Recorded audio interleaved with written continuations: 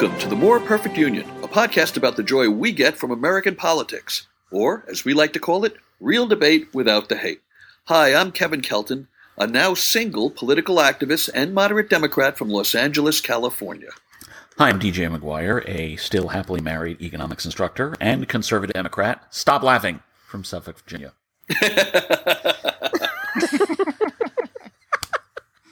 I'm Greg Matuzak, a still happily married liberal Democrat who enjoys long walks on the beach, and a veteran of many political campaigns from Cincinnati, Ohio.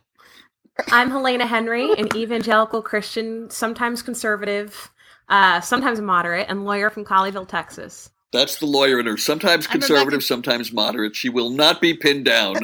I am an all-time dog lover, so there's that. That should be a new political affiliation for all of us, dog lover. I'm Rebecca Kushmiter. I'm a freelance writer, also a dog lover, and a liberal Democrat in Kensington, Maryland. And the More Perfect Union can be heard on iTunes, iHeartRadio, YouTube, Facebook, and at our website, moreperfectunionpodcast.com, where you can also find host bios and commentary. Well, I think this week will be remembered mostly for the hurricane in Texas. What are they calling it? Harold, Henry, Harvey. Harvey, like the bunny.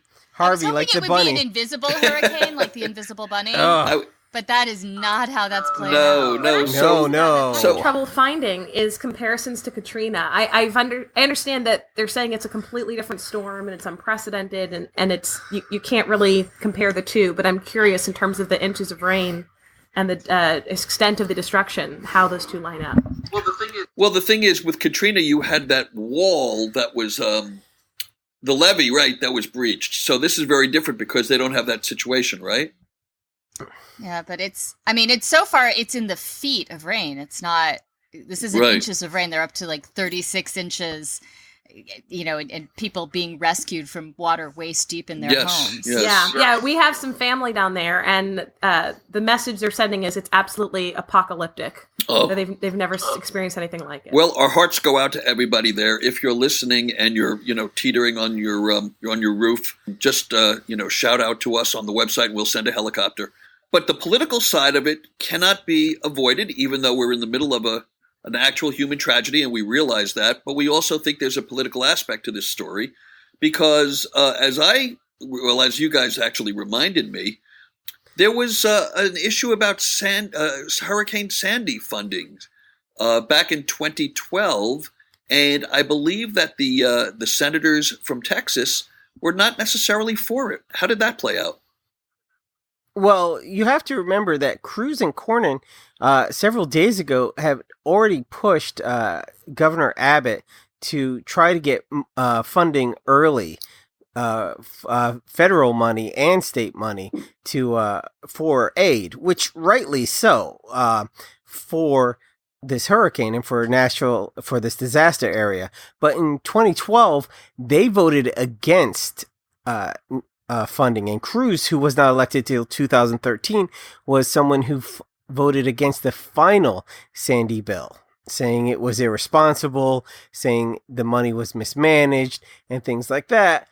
And he wanted the whole thing to go back again, which could have made sure that families wouldn't have seen money or repairs or things like that for months, maybe even years, which, hold on, terrible human being, but I'm not telling anyone something they didn't know about Cruz. But it seems like we've seen this again and again with, and I'm going to say Republican senators, that when it's a disaster in their backyard, then they need it immediately. But when it's a disaster in New Jersey or someone far away, then, well, let's take the time to make sure the money, and we're fiscally responsible about this. And that kind of cheeses me off about Fiscal responsibility ends at the doorstep of your constituents, is what you're saying.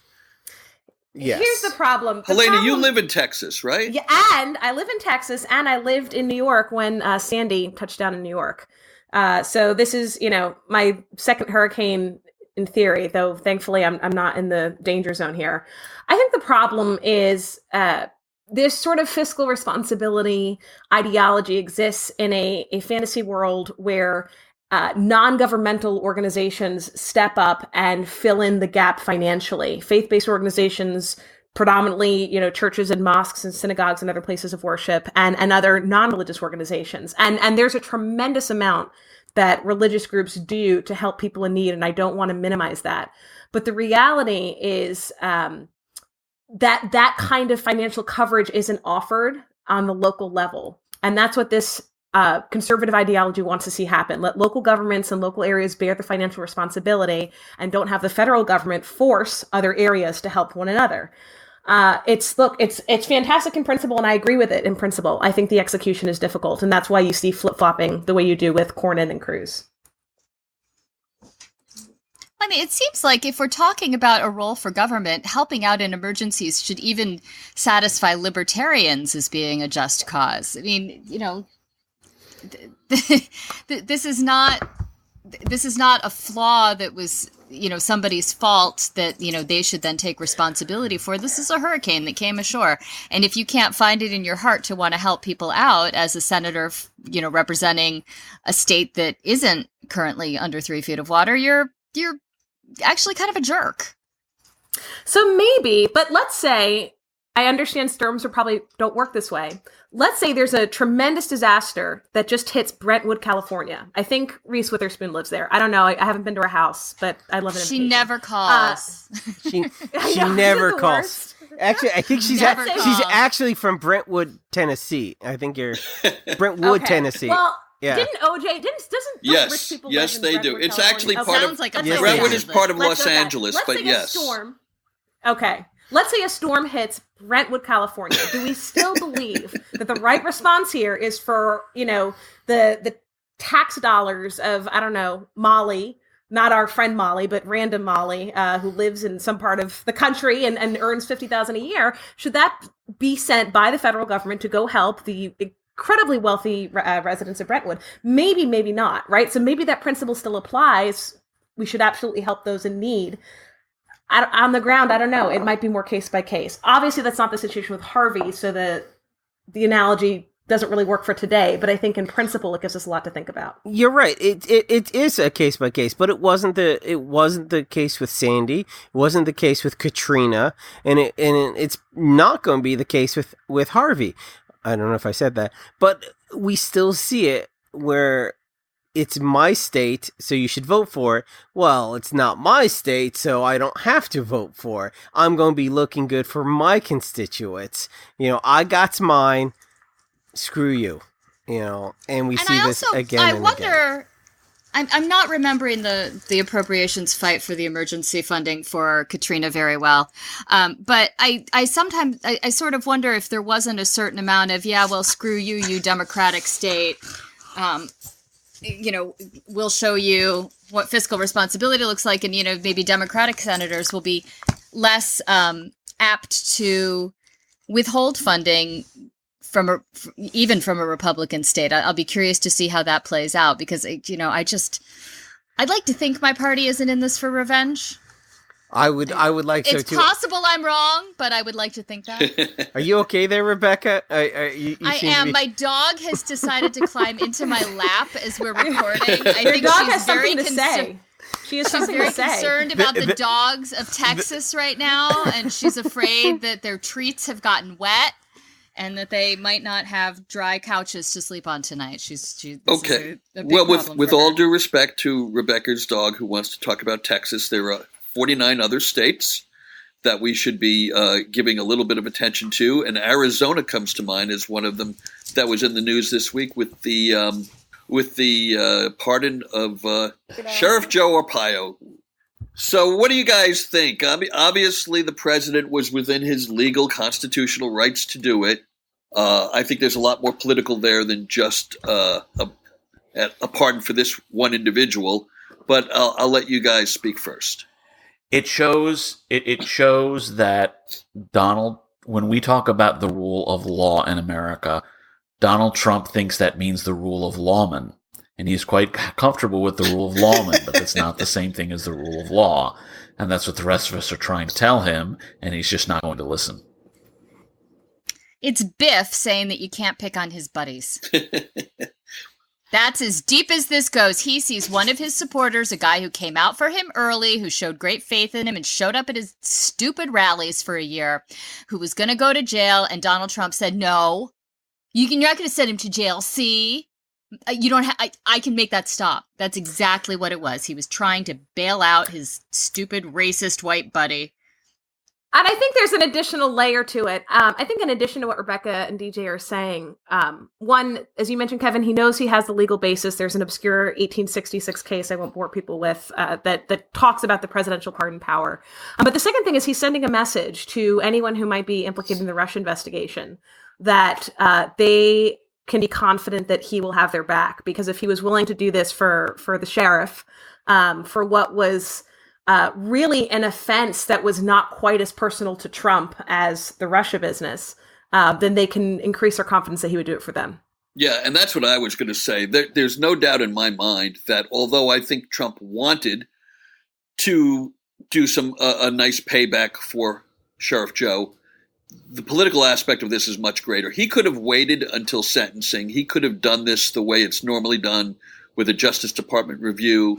He didn't do that because he wanted to send a message now to those people that are being subpoenaed and interrogated by Robert Mueller that, don't worry, don't spill the beans, don't cut a deal. Even if somehow they convict you, you have a pardon waiting for you. To me, that's what this was about. It was to send a clear message. Don't sell out. Don't cut a deal. I got your back too. But you know what? What value is a pardon if you have been convicted of election fraud or whatever things Robert Mueller is going to dig up about these guys? If you are pardoned by the very man that you are convicted of assisting, the guy who won the election because of your nefarious acts, it's every bit as legal. It holds up in court. Oh, I know, but who the hell's going to hire you after that besides some literary agent who wants you to write a tell-all? That may be all you need. They're not worried about their next job, Rebecca. I'll go one further, and this is the thing that I think maybe some of us kind of lost. So a week and a half ago, 2 weeks ago, Donald Trump had to stand up, and someone forced him and say, you know what, the alt-right are terrible, Nazis are terrible people. And then when push came to shove, he actually said, no, there are good people. And he's been catching flack about it, and he's been catching flack. And the White House has been spinning plates and saying, no, that's not really what he meant. No, we're against Nazis. And then he turns around and he pardons one of the most racist law enforcement people who the federal government has taken years to stop. Okay, literally, this man has been institutionalizing racism for decades. He called his facilities concentration camps. Right. Literally used the term concentration camps. Right. He's the closest thing we have to an actual Nazi in this country. Sheriff Joe Arpaio was a institutional racist, and by Trump pardoning him, he's sending a message to his base and to racists across the nation. I got your back. He's doing it again. And whether this is, once again, just pushing all the way back again, saying, this is racism, it's coming, and the racists are reading this. And if anyone else doesn't believe it, it is. Him pardoning the most... Yeah. Are we diluting the word racist? No. I mean, I think maybe we are. I think it's a word that us Democrats, and I'm guilty of it too, have been bandying about, for the last 9 months, if not longer. And listen, I dislike this man immensely, Joe Arpaio. So this is not a question of me defending him or anything. But I think we're turning it into a hollow word by just overusing it. Well, hang on here. We are talking about an elected official. I know what we're talking about. Who used? I know what he did. No, maybe you. Well, you may know what he did, but perhaps our listeners don't. This is a guy who essentially used the power he had, including the power he thought he had regarding immigration, to essentially racially profile every single Hispanic within his community or within his constituency. And he would, when he openly talked about the effect, he would not say, well, the illegals are moving out, and that's a good thing. Or even the immigrants are moving out. He flatly said the Hispanic people are moving out, and that's a good thing. All right, he did not use the legalistic terms that would actually make what he was doing semi-justifiable. He flat out said that he was driving Hispanics out of Maricopa County, and he was perfectly okay with that. I agree with you, Kevin, that playing the race card can be very, very dangerous. But in terms of, if you play it too much, you play it too often, you cry wolf too much. This guy really was a wolf, Kevin. He genuinely was. So look, I play the race card too much. Every time I go to get frozen yogurt at Menchie's and they give the person in front of me a discount or whatever and they don't give it to me, I cry racism. But you get your race card punched, 10 punches, and you get 10 race, not... I will tell you, then you finally that get is at Popeyes, not at Menchie's. But sorry, too far. Just kidding. I love Popeyes too. Just kidding. All colors are wonderful. But no, I think DJ's right. If you think about what it means for someone or something to be racism, especially in a systematic way, it's to discriminate against a group, right, based on some immutable characteristic here, ethnicity, and that's what he was doing. You know, it's sort of a textbook case, I think. Okay. Yeah, and by Trump pardoning him, we are seeing again, Trump is making racism okay in America, or at least backing it. This is the thing that it's terrible. It's disgusting. Conservative listeners, I tried. What else has been in the news this week? Now, with the pardon of Arpaio, who then put out a statement and said, gee, I think the president, he's a great American and I'm a great American and everybody's against us. And it goes back to the Obama people who are blah, blah, blah. It's all about victimhood in this country. I think one of the subtextual takeaways from at least the early days of the Trump administration is victimhood. This is a president who plays the victim card about 13 times a day. Everybody's against him. Everybody is wrong. Everybody is fake except him. But it's not just in politics anymore. It's pervasive in our culture. And Helena, you were talking about this in terms of one of our pop culture celebrities who's in the news big time this week. Yeah, she's not just a pop culture celebrity. She's an American icon and my best friend in the world. Call me Taylor. Her name is Taylor Swift.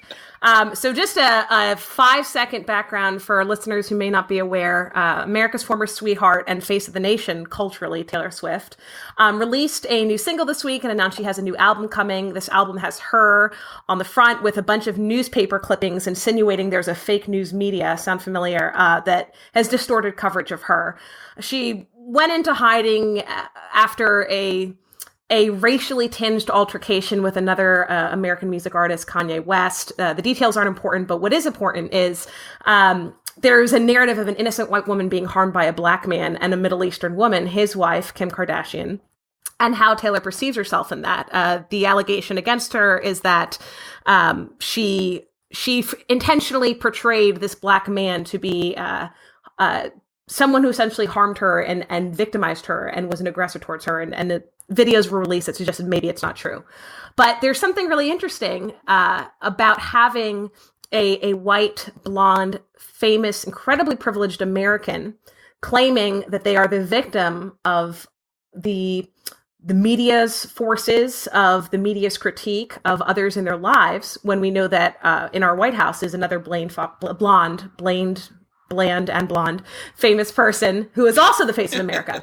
So the question that this raises is, as you mentioned, Kevin, we're always talking about who's the victim, right? 2 weeks ago in Charlottesville, who's the victim? Is it the many fine people on many sides who just wanted to see their statue stay up, or was it Heather? Was it the Black Lives Matter protesters? Was it the Nazis? Was it the KKK? Was it the Nazis? Yeah, exactly. They wanted a peaceful protest. They had a permit. They were the victims.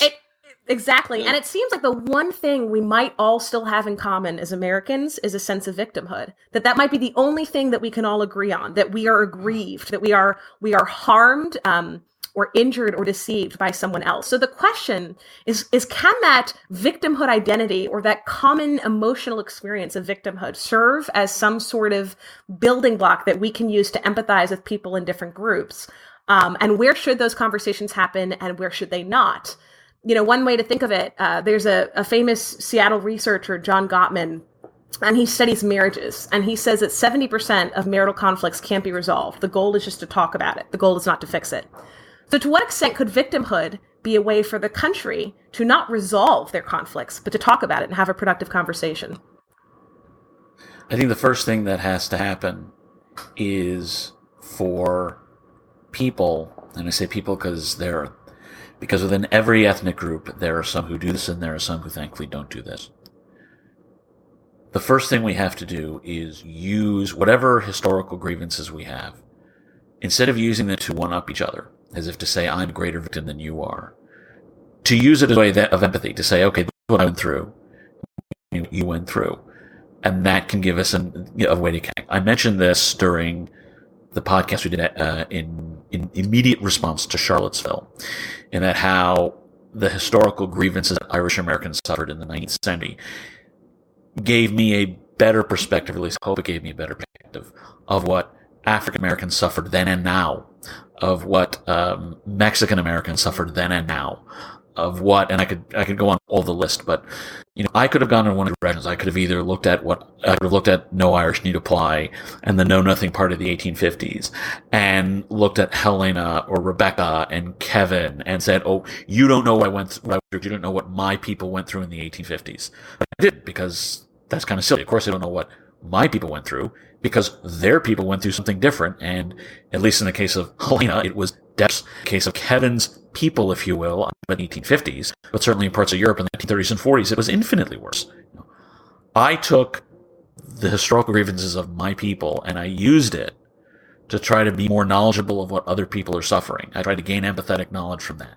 We need to do a lot more of that, and we need to do a lot less of my victimhood is greater than your victimhood, because that kind of one-upmanship is what's getting us nowhere. And it creates a situation where Taylor Swift, in an attempt to defend herself, actually takes the motto of every abuser that has ever been out there, including my mother when she would beat me to a pulp when I was 7 years old. That's what Taylor Swift dropped as her single. Look at what you made me do. How many abuse victims I've heard? Look what you made me do. It's horrifying. It's sickening. It is worse of a triggering than pulling on a Civil War cannon. But I'm guessing Ms. Swift probably has no idea what she just did by dropping that title on her single. You kind of wonder, where are the people in her life who might just point out that phrase is, exactly what you just described, DJ? Well, I think there's another reason for that, Kevin, and my apologies for interrupting. But Taylor she started out as a country singer, if memory serves, as a country star, but she did not grow up in the South. She grew up in Reading, somewhere in Pennsylvania, I think. Yeah. And there is something that I think Helena has probably noticed, as she is the owner resident of the Old Confederacy in the podcast.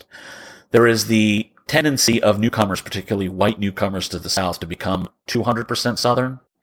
You suddenly take everything from 1845 to 1945 and declare that you would have been just as Southern as all those people who actually lived during that period, including a whole bunch of people who have completely disagreed with you if they were around today.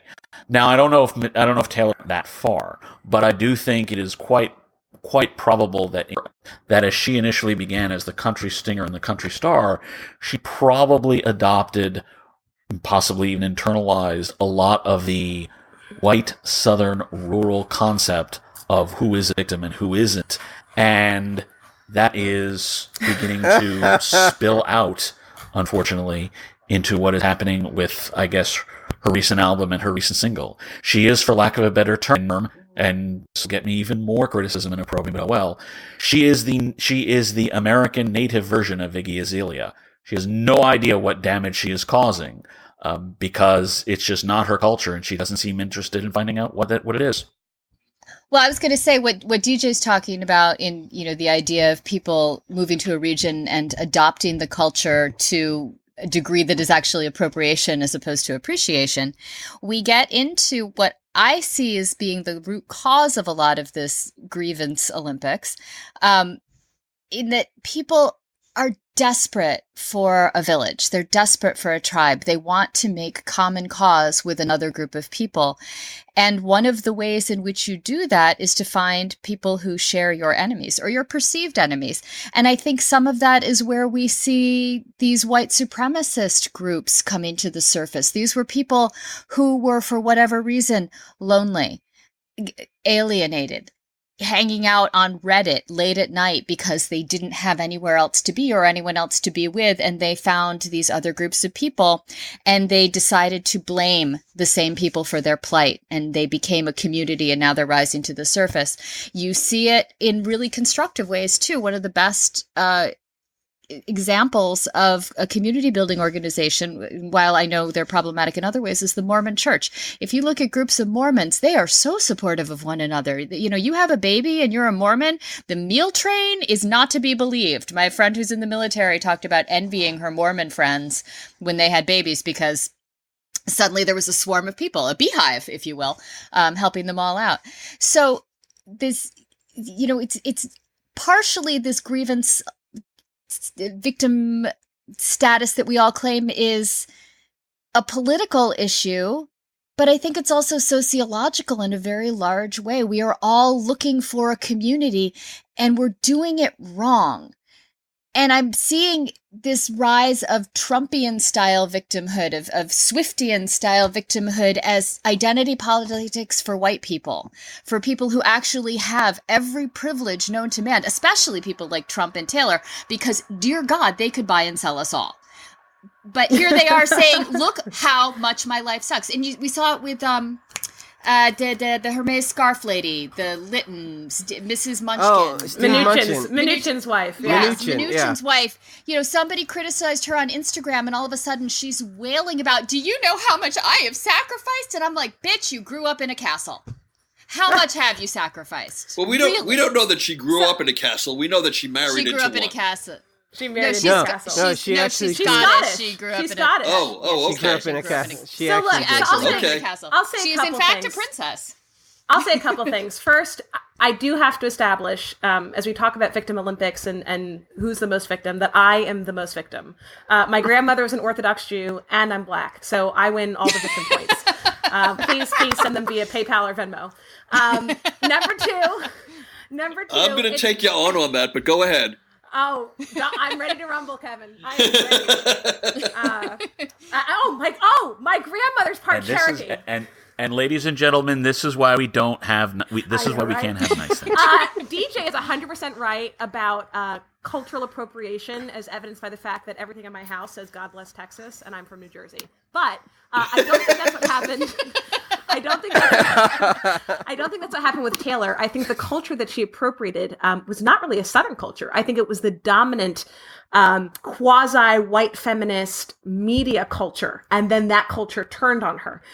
There's in the Victim Olympics also sort of a political correctness Olympics, a being the most woke Olympics that a lot of people can't win. And so the question that this brings two questions to my mind, particularly in response to your comment about empathy, DJ, which I think is the key word in this conversation. Does the empathy require that we validate these other people's victimization sense of victimization? Is Taylor's victimization real? Is Trump's? Right? Is the media really after him? Is my sense of victimization real? Black Lives Matter for women, for the unborn, for religious minorities. How do we engage in that dialogue? Because certainly there are places where we don't want to legitimize their sense of victimization. I assume like Nazis, right? We could all agree like Nazis are Nazis. Nazis are bad. They did lose a big war. They lost a big war, you know, Charlottesville didn't go well. Nazis are Nazis. Maybe we don't want to. They had to cancel their whole thing in San Francisco. Exactly. And maybe we don't want to legitimize the Nazis or KKK sense of victimhood with empathy and with dialogue. But I think what's happening as we talk about the empathy that DJ mentioned is we are treating really every group or individual who has a position that's antithetical to ours as Nazis. That this is a conversation I will shut down, I will not engage in, I will not dignify what I consider to be your horrifically unacceptable perspective with a response. For example, right after Trump's inauguration, we saw the Women's March, which was a wonderful thing. Pro-life women were told in no uncertain terms that they were not welcome. There's, of course, occasions where we see the dialogue between Christian bakers and people in the LGBT community. That conversation doesn't exist. Conversations between victims of gun violence and Wayne LaPierre, non-existent, right? So where do we have that dialogue? And I'll raise one thing and then I'll go away. There's a celebrity that I won't name, and I love her. I love this celebrity so much. You have to She's name hilarious. Okay, her name is Ilana Glazer. Okay. She's brilliant. She's the star of Comedy Central's Broad City. I've had the absolute privilege of meeting her. She might be the funniest person I've ever met on planet Earth. I think the world of her. She posted something that I'll read an excerpt of because I think it's really perfect for this conversation. And she says, I learned about the phrase anti-choice instead of pro-life because anti-abortion people are not pro-life. They are anti-life quality for fully grown humans. So now it's pro-choice and anti-choice from now on. I want to promote the concept of progressive politics and regressive politics, not liberal and conservative. Because what is being conserved in conservative politics? The resources for white supremacists. It's regressive, backwards in our time. Our country may be built on white supremacy, but if we make it so, we could be headed toward it being accountable for our roots so we can grow beyond it. Progression versus regression. Bye. And you're right. That was pretty funny. That was being someone who loves her and also who definitely wants to be liked and accepted by everybody. I read that and I was crushed because I know I'm on the other side of that conversation. There are a lot of areas where we agree. She's done tremendous work for Marcellus Williams, who's a person who was about to be convicted wrongly in Missouri. Tons of things where we agree and a lot of things we disagree about. So all this is to say, where do we engage? How do we engage? Where do we have empathy? Well, first of all, I think you just ended on the key word, which is empathy. But DJ, go ahead. No, I was just going to say that may have crushed you, Helena. It may have also surprised you a little. But as a Catholic who also calls himself pro-life, it does not surprise me at all. There has really been, for those of us who are Roman Catholic, particularly for those of us who are ethnic Roman Catholic, anti-Catholicism is one of the last prejudices that is considered acceptable. It has always been thus, and it has always been something of an issue within, quote, progressive politics, unquote, the sense that the Roman Catholic Church, anything that the Roman Catholic Church stands for in particular, is problematic. Pope Francis has managed to sort of avoid that, not intentionally. He doesn't really care about American politics. But if anybody actually noticed what His Holiness genuinely felt about preborn children and what he genuinely felt about marriage equality, and I actually disagree with His Holiness on it, he would lose a lot of friends, I think, and a lot of admirers that he had in the United States. They're ignoring it, and that's fine. But the fact of the matter is the best way to look at that is to look at certain absolutes. I always tell people that I am proud to be an Irish American 360 days a year. There are some folks who are smart enough at math to notice, wait a minute, it's not a full year, and they're absolutely right. The days of July 13th through July 17th, those are the draft riot days. I'm not really proud to be an Irish American during the draft riot days. I'm just not. I know what my people did from July 13th to 17th. And it's not something where I'm going to go running around and going, oh yes, but we were victims too. No, we were not victims from July 13th to 17th. We were victimizers, period. And I think that's what we need. What we need is we need to take a look at, and we need to remember that there should be certain absolute things that are right and absolute things that are wrong. We should not say to ourselves, well, we have to consider being a Muslim and being a Pakistani if we want, even if that means we can't get to the truth of what happened in Rotherham, England. And if you don't know what happened in Rotherham, England, look it up. But be careful, folks, because it's not pretty. There are certain absolutes. There's certain absolutes about right and wrong that we have to remember, but that and that we have to apply to these things. Donald Trump is the first German American president in history. I know of no German Americans who are particularly proud of that. And it's unfortunate, but that's the way it is. Because in absolute terms, my opinion, he's a terrible president. And he's not something that German Americans should be proud of. I have one Irish American president. That was John F. Kennedy. That doesn't mean I think John F. Kennedy did everything right. I think he did a number of things wrong. I don't think I would have even voted for him in 1960, even though I am Irish American.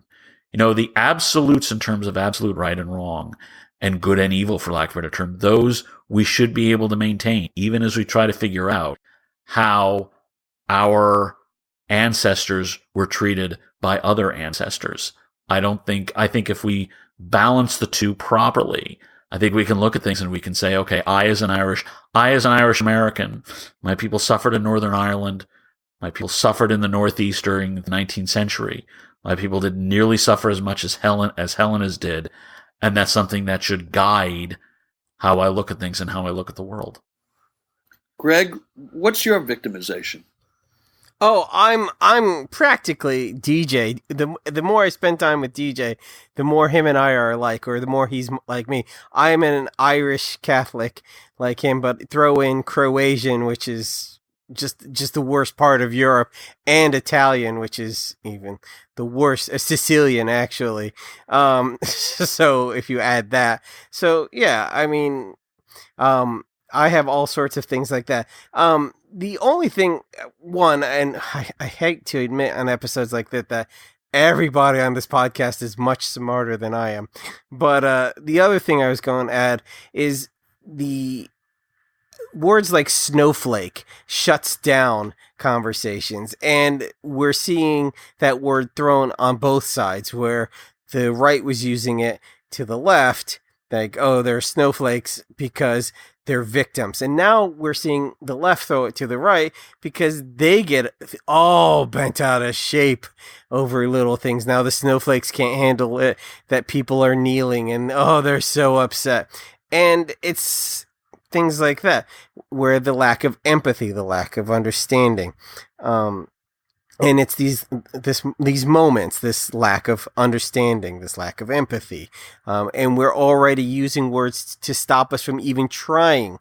We're creating a vocabulary to even stop us from even starting to bridge that gap.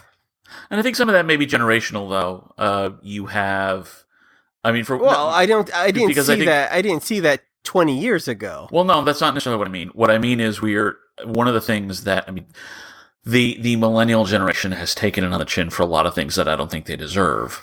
And I don't think they necessarily deserve criticism for what I'm about to say. But I think one of the things that has been lost among Americans, certainly who are younger than I am, is the recognition of the vast ethnic differences among white Americans. I fear, and I'll say fear because I don't know for certain, but I fear that for many millennial Americans, white is itself an ethnic group, which it's not. WASP is an ethnic group, sure, but the ethnic diversity among white Americans is being lost to history. And I think one of the reasons why I'm upset with that for two reasons. One, I consider myself Irish American, but two, I think in terms of people of color dealing with white Americans, I think it would be somewhat easier if they could see and recognize that various white ethnic groups have their own unusual history, including their history of grievance, and that it would be easier, or not easier necessarily, but I think it would be more productive if people of color, politically active people of color, found ways to tailor their messages that could recognize ethnic whites' historical grievances while completely acknowledging or making sure that ethnic whites acknowledge that whatever grievances we went through was far tamer than anything that people of color have gone through in this country. I think that is a conversation that I fear is being lost, because for younger Americans, I fear that the notion of different ethnic groups within white Americans is being lost. So I'll say, as a not white American, I know that my experience is heavily, heavily colored by the circles that I run in, which tend to be liberal, highly educated, left-leaning, predominantly people of Jewish heritage, funny enough. But I will tell you, or an atheist background, I will tell you that I've experienced far more social victimization as a Christian than I have as a woman or as a person of color. Again, I completely understand this is because of the unique social circles that I happen to be a part of that are not necessarily a reflection of what Sarah Palin would call real America. And if I get out there, I might feel super black. But that's my experience. I've had people tell me that they cannot be my friend because I'm an evangelical Christian, and that they would not befriend me any more than they would befriend a fundamentalist Muslim who wants to blow up the New York City subways. I've had people apply litmus tests to me and require that I adhere to certain beliefs before they agreed to consider me kosher, so to speak. And I don't mean that in a Jewish way. And, something else that dawned on me as we talk about this is we look at the flip side of the coin from Trump and Taylor. The other side of the coin is Obama and Beyonce, both of whom have gone out of their way to not assume a victim posture. So I don't know if that says something about the extent to which being a victim as a person of color is not acceptable in like a microaggression sense, only a Black Lives Matter, police brutality sense. But I will tell you that the part of victimhood that resonates most for me is something that both DJ and Greg spoke to, which is an anti-Catholic strain that is deemed to be acceptable. Again, I'm not suggesting that people of a Christian faith are like historically disenfranchised and degraded in a way that people of color have been, that people in the LGBT community have been, that religious minorities have been. But I will tell you that that's my experience of victimhood. Well, I'm going to top you all because, frankly, I think you guys have it easy. Black I know and Jewish. Black, female, evangelical, I don't even know Black, Jewish, female, evangelical Christian in Dallas is bad. Italian Americans, I get it. The Irish thing, I get it. Apparently, I think Rebecca is some kind of female. I could tell that from her pink, headphones. Yes. So she's probably kind of female. That's yes. I'm going to put that on that's going to be my intro next week. Some kind of wonderful liberal Democrat, and some kind of female. But you try being a single, short Jewish white guy in America, and you'll find out what prejudice is real quick. You're in LA, though. I mean, with enough money, you could stop being single. I got enough money. It doesn't help. We're all victims. So look, Rebecca, I know that you had mentioned to me an interesting point about how this compares to other countries, our victimhood, American victimhood experience. I was wondering about it. I mean, I was thinking about how every Chekhov play ever written is basically a conversation of people sitting on a stage with cups of coffee saying, I have it bad. Oh, you think you have it bad? Well, did you see how bad I have it? Well, if you think you have it bad. So clearly in Russia, it was a thing at some point to compare yourself unfavorably to others. And if you look at the history of theater, which is one of our longest lasting forms of storytelling, there is a whole lot of that. And I think about the Saturday Night Live sketch with the two guys who would sit there like, oh, remember when you used to stick a railroad spike in your ear? Yeah, I hate when that happens. And they keep one-upping each other with that. So there is a basic humanity to the airing of the grievances, to quote another great comedian who victimized himself pretty badly, I've got to say. Michael Richards did not come out to a great end there. He's still alive, by the way. He's still alive, but his career is not. It's not an ending. He had a bad night, and it hurt him for a little while. Yeah. I know I was going to say. He's a good guy. I do, yes. He's a good guy. I don't know what happened that night. Kevin knows Kramer. Theories. For all the victimization he's claiming, he's still friends with Kramer, and none of us are. I didn't say friends. I said I know him. I worked with him on a couple of shows. Oh, okay. But yeah, and I don't travel enough to know if that's a thing everywhere else in the world, but clearly dissatisfaction and senses of alienation exist everywhere in the world because we see these terrorist cells grow up with that kind of entrenched hate that comes from feeling separate from your society, from feeling oppressed by your society, from feeling stuck and unable to get out in any other way. So I believe it is a human phenomenon. I believe it is a social. So here's why I think it matters in American politics. I'll just say this real quick. We spoke a little bit last week about who controls the party. It's not the DNC chairs, not the RNC chairs. It's not Tom Perez, Michael Steele, et cetera. But the problem is that it is in the sense that it's the base, right? The base controls the party. The base determines what candidates are going to be successful, who gets through primaries, et cetera. And when you have this victimhood culture in the base, there's no allowance for moderation. That's the issue. That's why this conversation is important. Exactly. Yes. No, and the fact that we're all sitting there seeking out that which we hate so we can hate it harder. With a zero tolerance policy. We all absolutely. The phrase hate watch or hate read is a real thing. and we take some pleasure in it. And to use that as a transitional step, people who are being victimized this week yet again are the transgender people who apparently are going to be somehow banned from enlisting into the military and may have some existing or current memberships ended. What do you think of that? I think it sucks. Well, why is it happening? It sucks. Well, DJ explained it that it was, a hostage situation on wall funding, that some guy wanted to stop paying for transgender medical treatment in order to unlock the achievement level, fund the wall in a tropes bill. And Trump heard about it. It's like, I know, I'll ban them all because I have no sense of nuance.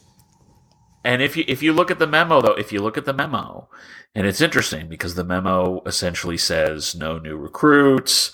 It gives the Defense Department some rather wide latitude about existing transgender service members, but it makes abundantly clear that their medical regimens will not be funded, and that was the tripping point that got in the way of Donald Trump's beloved wall. I still think that's what drove this. This was Trump trying to make sure that nothing got in the way of funding for his wall. But I want to jump in here. This would have been so simple. And one of my issues with the Trump administration, obviously I have many, one of my issues is that they take things that could have been simple and they make them so much more complicated and so much more, and create more political upheaval because of it. If they had just come out with a very simple declarative, you know what? Military medical care and post-military medical care is not going to cover transgender reassignment. When they say, is it gender confirmation? I think it's all of it. I think it's all of it. Or is it hormone replacement therapy? Or is it you're missing my point. Whoa, you're missing my point. If they had just made that entire area of medical coverage the issue, they would have had the support of 75% of Americans. Frankly, even though I have a lot of empathy, for the transgender community, I might have been on board with that. I disagree with you guys. I disagree with you. I think if they had just narrowly focused on the issue, which is it too expensive for the military to be funding gender reassignment surgery, they would have had a winning political issue. Instead, they turned it into victimizing transgender people, and that's where they ran into problems. The problem with that, Kevin, is that is a funding decision, and funding decisions are congressional decisions, not necessarily presidential decisions. They had to make it a larger ban in order to essentially, in order to get the funding issue addressed, they had to make it an issue large enough that it would be acceptable for the executive branch to simply weigh in via a policy order. If they had just said, if they had just said the Department of Defense will no longer fund transgender military services, Congress could have said, oh, yes, you will. We're putting it right here in the appropriations. But the president does have the authority to say who can be and who cannot be in the military. And that is why they had to go this route. I would rather they just didn't go any route. In fact, I would disagree with you, Kevin. I actually think that that transgender rights, including military transgender rights for medical regimens, is a bit more popular than you think it is. But the reason they had to go with the big ban is because if they tried to make it a narrow funding decision, that is something where Congress could and would have overruled them, because the votes in Congress were not there for letting transgender Americans serve, but not getting them the medical regimens that they needed. And the fact that Trump's transgender ban itself was not very popular, then Congress just emphasizes that. This is what he had to do to get this issue, the funding issue, off the table. And going back to what Kevin said, you're right. If he just did something initially straightforward, but Trump is so inexperienced. Yeah. He thought a tweet would be somehow politically binding law. Like, ta-da, 144 characters, ta-da. But we are seeing again and again that we have elected someone, and 49% of the country wanted someone with no experience because they thought that this would be a good idea. And this is what you get when you have someone with no experience. You do executive orders on Twitter. But Greg, there's a simple fix to this. If you've got a president who doesn't have a lot of experience, you go out and you hire a really experienced, a really smooth communications director. Yes. Who can come in and, you look for the David Gergens Oh, out there, he'd right? be great. You look for the Clark Cliffords of the world. The Jack Valentes of the world. The Bill Moyers of the world. Who did Trump find? The Hope Hicks, a 28-year-old woman who's been working for him doing something. Hope Hicks, who has never served in this capacity any place except for, I think, for a few months in the Trump campaign. No, she's been working with Trump in some sort of role. I'm not going to say what kind of role. Okay. I'm not going to say what she might wear. Before we get any further, I said this earlier before, and you guys have to talk me down again. Is it anti-feminist or anti-sexist that I have a problem that I would not make these jokes about Hope Hicks or these insinuations about Hope Hicks if she, wasn't a young lady who's attractive and a model or blah, blah, blah. And if he wasn't, well, piece of dirt, trash, scumbag, Donald Trump. And that she makes like almost $200,000, isn't it? Like she's the highest tier. 176. Yeah, 176. So is it sexist or anti-feminist of me that I make these thoughts like, oh well, of course that she's a model, so of course there's got to be, and he's left his last 2 wives or 3 wives, and he brags about this stuff. While the employment of a 28-year-old model as communications director opens the door with no communications experience. While that does open the door very, very wide for a large number of inappropriate jokes that are very much of a misogynistic character, there is at least, I would like to think, because I'm an optimist and I like to see the good in everybody, there may be, at least in many of them, the sense that, or maybe the deep hope, that if he really has appointed his mistress as his communications director, he might have finally found somebody who can distract him long enough to keep him away from Twitter at 3:00 in the morning. So let me say one thing in defense of Hope Hicks before we pile on her, and I don't know how she got there. I will say she's from Greenwich, Connecticut. The most significant thing in her background is her father, I think, is a managing director of the Glover Park Group, which is a pretty well-known communications firm, deep political connections. I think, Howard Wolfson was the head of it. I know someone at Glover Park. Yeah, one of my close college friends worked at GPG for a long time. So yeah, Howard Wolfson was there. Dee Dee Myers has been there. So Hope Hicks's father being at Glover Park Group sort of explains the bridge between, Ralph Lauren model background and highest paid White House employee currently.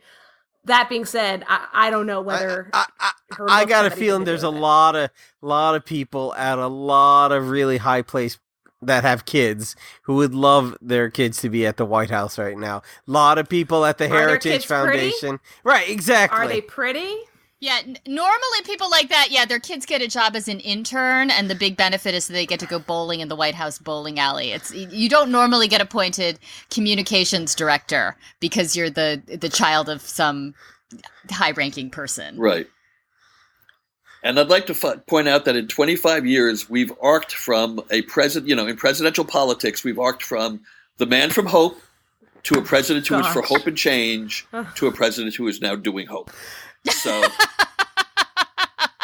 hold on, let me do a slow clap that deserves a slow clap.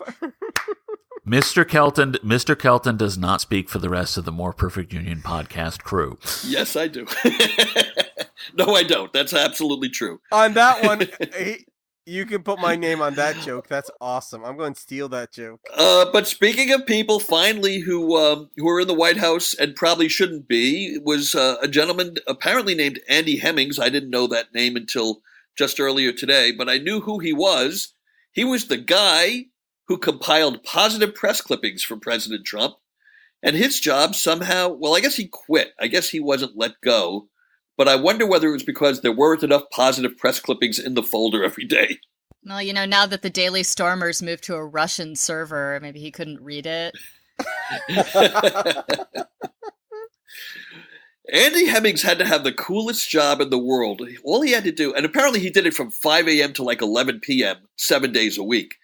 But his job was to read newspapers, or I guess maybe go on the web, and clip or print out positive news stories about the president, put them in a folder, or as I like to call it, a dossier, and give that to the president every day at some preordained time for the president to see that he's still loved. But he didn't always get to give it to the president. He didn't get to be the guy to hand it to the president. Apparently, Spicer and Priebus used to fight over who got to give it to the president. So much maturity. Oh my Because goodness. it would put him in a good mood, right? Yes, they wanted to be the guy who was like delivering the tray of treats. And now everything has to go through General Kelly. Did you guys read that? Nothing goes to the president's desk? No.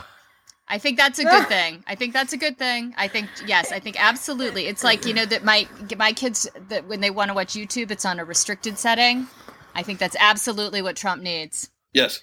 So the rule is nothing gets on the president's desk, including Hope Hicks, unless it goes to General Kelly first.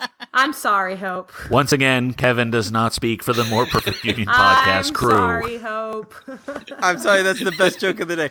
I have a theory that Andy Hemmings used to use like glue and giant cardboard paper and make it look like a science fair, like Mr. Trump's the best. Oh yeah, the trifold. Right. And here's 5 scientific reasons why. 1, the Toledo Blade says this about Mr. Trump. And he would have to make it look nice and pretty, because I got a feeling Andy Hemmings was like 19 years old or something like that. And finally he was tired of like the nosebleeds and the hemorrhagings, and he was like, I can't take this anymore. And he's like, yeah. Well, speaking of hemorrhages, we're hemorrhaging time, so I'm going to say to our listeners, thanks for listening. How's that for transition? Wow. Thanks for listening. Please follow us on Twitter at MPU Podcast and on Facebook at facebook.com/More Perfect Union Podcast, and share our link on your Facebook timeline so your friends can discover us as well. And if you like political debate and want to do a little bit of it yourself between shows, we're all in a political debate group on Facebook called Open Fire Politics. We're all there, and we'd love to see you there too. Just click the join button and maybe you'll get in. We have a question you have to answer. It's a real toughie, but if you get the right answer, you get in. And Greg? Yes. Case of Hickenlooper 2020? There's no way Hickenlooper would be with that asshole. But the one other question I had is, do you think the job opening, Andy Hemmings' job opening, would be on LinkedIn? Because I'm about to get my resume together for that one. Yeah, we're all secretly going up for that job.